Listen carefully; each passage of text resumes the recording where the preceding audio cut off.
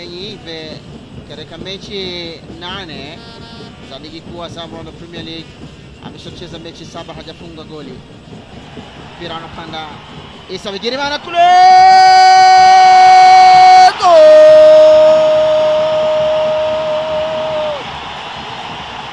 Issa Bigirimana andika bao la kwanza la APR. Issa Bigirimana anafunga bao la kwanza la kuongoza. Kijana huyu katika mechi 12 ameshacheza. Hili ni bao lake la 5 dhidi ya watani wa jadi Rayon Sports. Wamezuga cheza tic-tac pale. Bila kumfikia Issa Bigirimana na kuandika bao la kwanza. APR 1 Rayon Sports hawajapata lolote. Tazama jinsi mpira uliopigwa na Kimenyi. Kamfikia Issa Bigirimana. Manzi alikuwa kule nyuma. Anapo goalkeeper alikuwa ameshatoka mbele. Kosa kubwa la goalkeeper huyo. Goalkeeper kaviko kanzu hapa. Amevikwa yani. Unaona jinsi anavyotoka kidogo tu. Unaona jinsi alivyotoka na si mara yake ya kwanza. Ameshafunga tu mara nyingi tu leo. Hii ni goli lake la 5 katika mechi 12 ameshacheza dhidi ya Rayon Sports. Basi ni mwiba sana kwa Rayon mchezaji Issa Bigirimana.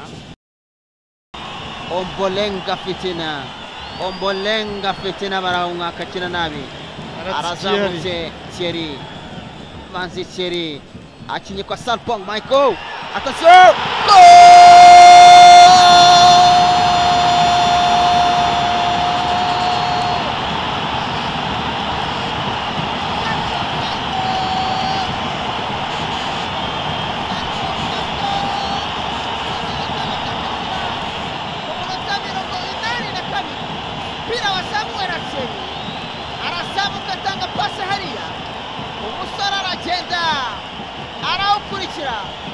Ashiramo igitego cye cyakwishyura.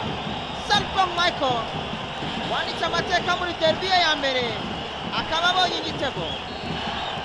Dore ko byagenze hariya Ombolenga bamwa mupira nikosa ryakozwe na Ombolenga hariya. Ibyo reba hariya Ombolenga siyara itamwa mu mupira récupération directe contre attaque batazamuka atanga umupira hariya. Salpong Michael aragenda arawutera mu gihe Prince Buregeya nawe yacomotse nabi.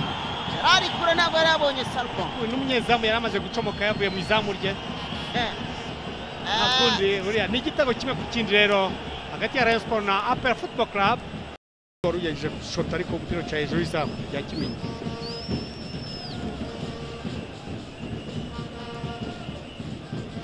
Oni lagi utanze pase y'agatsitsino. Hariya ayitega!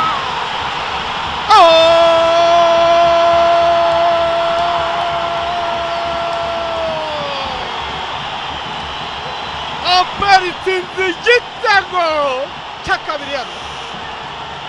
Igitego cya kabiri kuri minota y'inyongera rwose. Aha bose bahagurutse abafana. Nguyu Rusheshangoga wagarutse utsinze igitego ariko cyane ashota mizamu. Umupira ukaba ugeze mu nshundura rwose. Ukaba yatereye kure igitego cy'inshuro ya mbere Rusheshangoga akoze ibi bitangaza. Igeze gushota ari kuri metero zigeze hafi kuri 35. Igitego kijyamo n'ubwo niko abigenjeje ari ku ruhande hafi metero 25 30. Cyakoze no gushota umupira ugenda buhoro buhoro no mu nshundura ngo ba.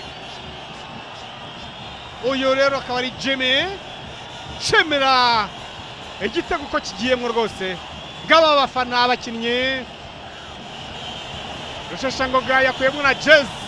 Gura decoder ya Azam TV ku mafaranga 50 yonyine tukongera ifatabuguzi ry'amezi 2 kuri book ya Azam Play. Ushobora kandi kugura abonnement ukoresheje MTN Mobile Money, Airtel Money na Tigo Cash ndetse no kubaduhagarariye mu gihugu hose. Azam TV, imyidagaduro kuri bose.